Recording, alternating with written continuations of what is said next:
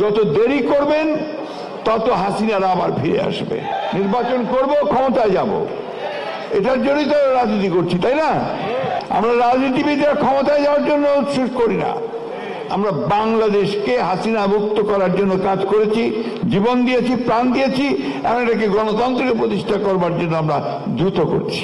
আর যে দায়িত্ব আপনার উপরে পড়েছে, সে দায়িত্ব হচ্ছে আপনি বাংলাদেশকে গণতন্ত্রে ফিরিয়ে দেবেন, অর্থাৎ একটা সকলের কাছে গ্রহণযোগ্য একটা নির্বাচন দিয়ে সে নির্বাচন সুষ্ঠুভাবে সম্পাদন করে নির্বাচিত পার্লামেন্ট এবং সরকারের হাতে ক্ষমতা দিতে হবে।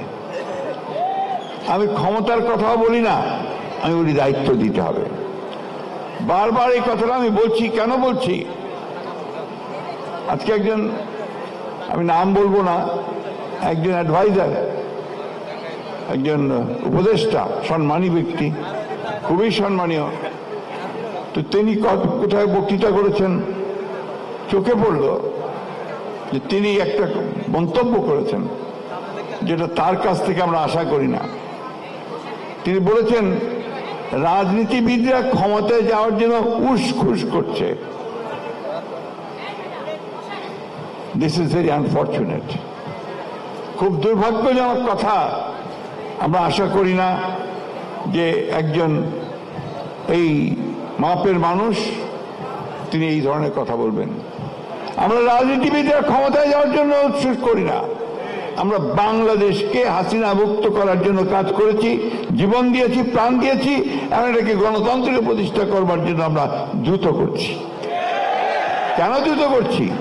যত দেরি করবেন তত হাসিনারা আবার ফিরে আসবে, সুযোগ সৃষ্টি হবে। তাই অতি দ্রুত, এখনো বলছি, আবারও বলছি, অতি দ্রুত নির্বাচনের পরিবেশ তৈরি করুন, জঞ্জাল যা আছে তা সাফ করে ফেলুন।